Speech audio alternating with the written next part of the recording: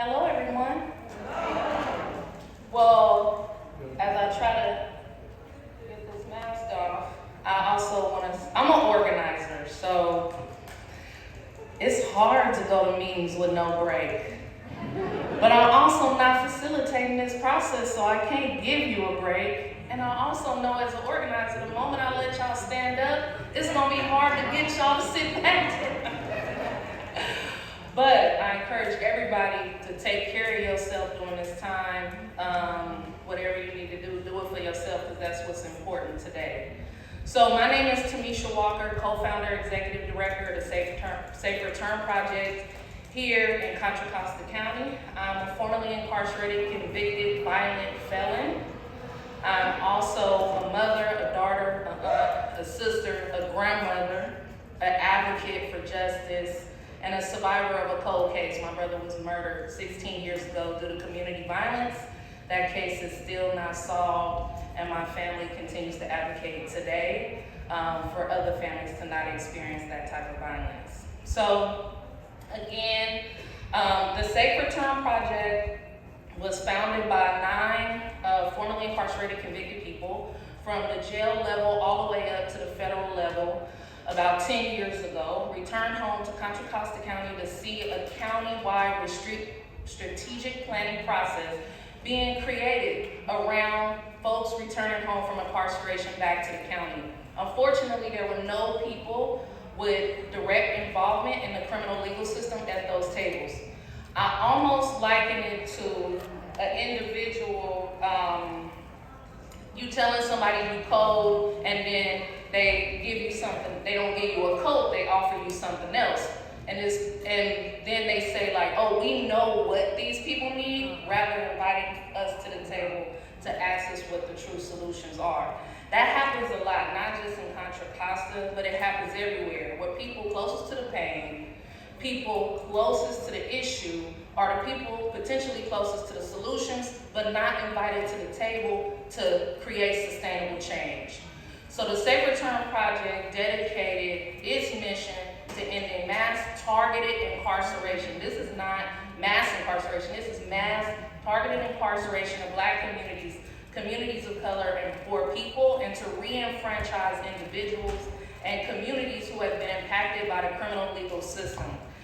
Re-enfranchisement is so important in our communities because the carceral state is an extractive community. It extracts wealth and it extracts people by way of bodies and use free labor for profit. And so I don't consider myself as an abolitionist, but I will say is that we have to do away with all extractive economies in this just transition for a more just world if we actually want people in dark bodies to survive and be happy and thrive. So our vision for Safe Return is to always stay consistently committed to increasing the visibility of people directly impacted by the criminal legal system and to build power at the political, social, and economic level for ourselves and our community. Our strive is for legal protections against discrimination in all areas of society, housing, jobs, healthcare, and other resources, etc. What do we want as Safe Return? We say, as formerly incarcerated, convicted people, we want the same thing everybody else wants. We want safe communities, economic dignity, housing equity, family reunification. We want to be able to put resources back into our community. We want fair access to education. We also want us to always have a seat at the table of power when decisions are being made concerning us and our families and our community. We want to change the narrative around the carceral state and who is being criminalized and incarcerated in our communities. Most people, we do a lot of transformative narrative and story work, and it's because dominant narratives create meta narratives in our community that then we act upon and ourselves become a part of the system that we're fighting against. So narrative change work is so important. And it's important in this age of reimagining public safety because we have always equated public safety to policing. Policing does not make us safe, but jobs, access to housing, food, clean air, clean water, right? Environmental climate justice, these are the things that make us safe. So we have to do a lot of narrative work. And obviously ending racial injustice in the criminal legal system, but not just in the criminal legal system, in all systems at all levels.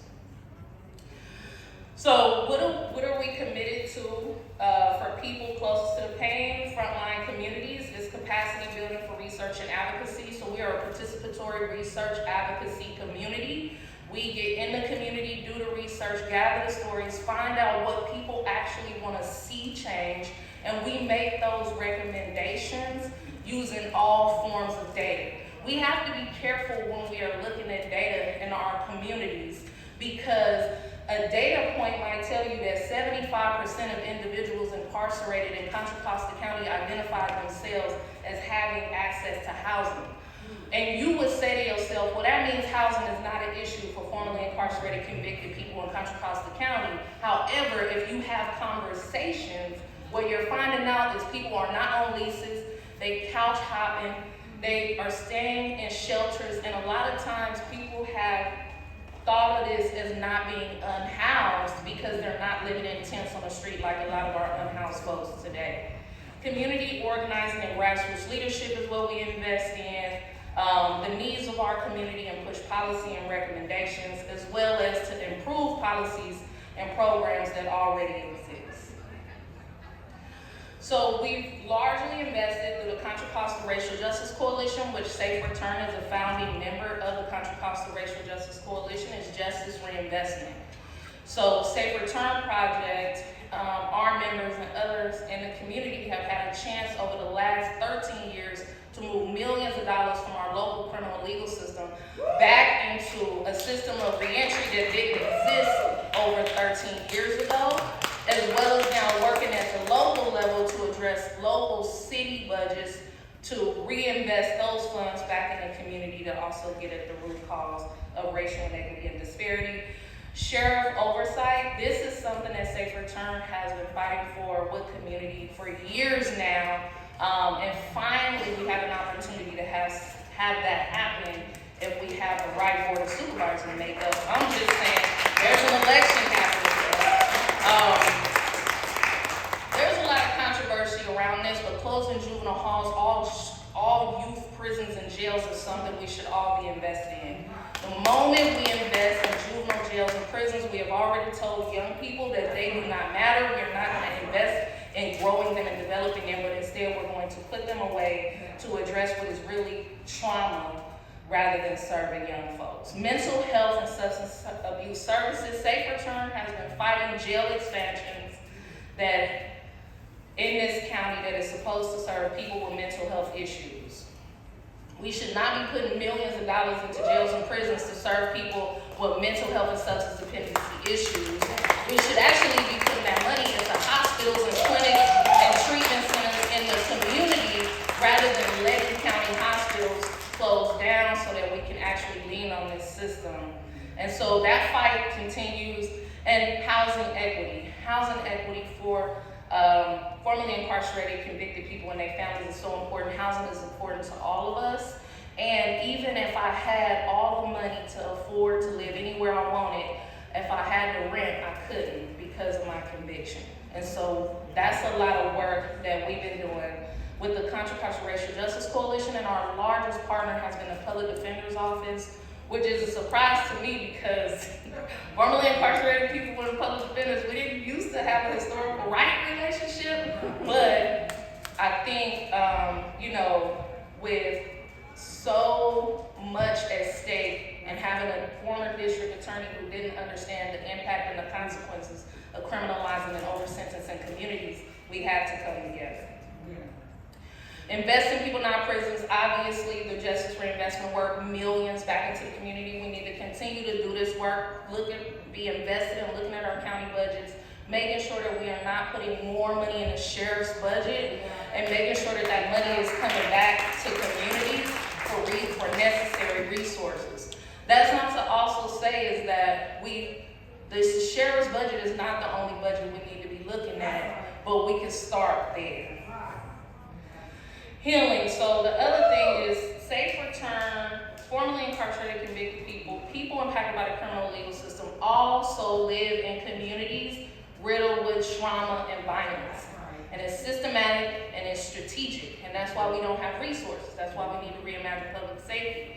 And so Safe Return was committed to ceasefire work, violence intervention and prevention work, because most of us have been victims of violence ourselves before entering into the criminal legal system. We were instrumental in the work in the city of Richmond around the Office of Neighborhood Safety and ceasefire, which reduced the gun violence in the city of Richmond to a historical 33-year low, where we went from 75 to 45 homicides a year to half that, right? And it was because community invested in people who used to be a part of the problem, who's now at the table forming the solution. That's how you get change. So bringing communities together. The other work that we do, and I want to highlight my sister here, Tamisha, who is a Black woman, a Black immigrant woman organizing for criminal legal reform. We do a lot of work to bring immigration and our immigration and criminal legal system work together, because it's the same system. And so a lot of work that we have done over the years has also been partnering up with our folks who are for immigration reform and trying to find a way to actually solidify this frame around criminalization and how we actually pull back on these systems and pull our resources together for a bigger fight. And the other thing about this is that we were able to end the ICE contract here in Contra Costa County.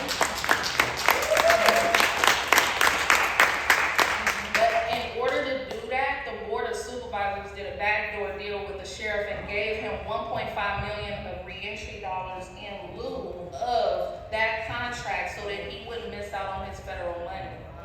And so what happened in that work, even though we did get immigration reform, it was also at the risk of millions of dollars that could have went to our community for reentry. And so we're still doing a lot of that work trying to figure out how do we continue to organize together so no community is left behind and the sheriff or nobody else gets any more money, and that it is actually going to the communities that deserve it.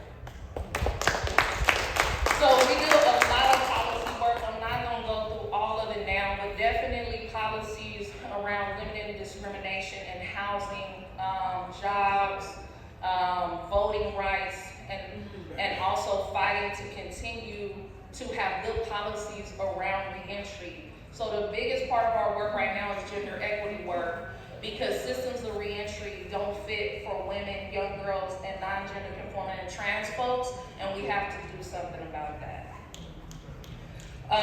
Obviously, expanding housing ordinances, fair chance housing ordinances. I think about over 7 years ago, Richmond had one of the most progressive housing policies in the nation when it came to access to housing for formerly incarcerated convicted people and their families.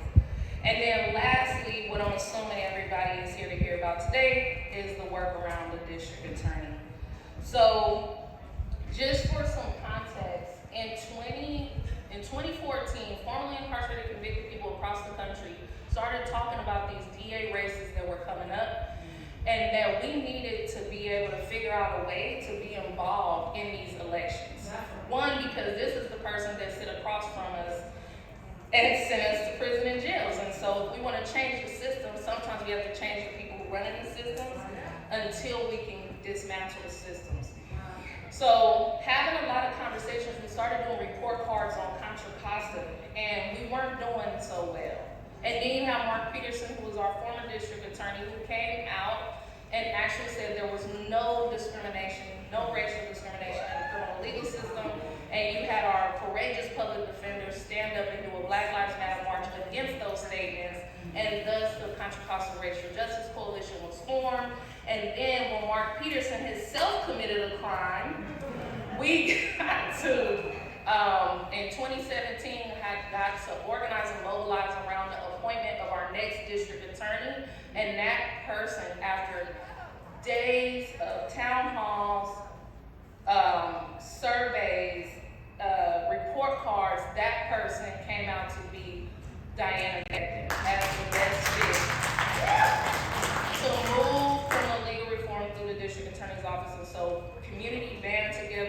East Contra Costa all the way to West Contra Costa to demand that she was appointed. And then we all got to do what? Elect her, right?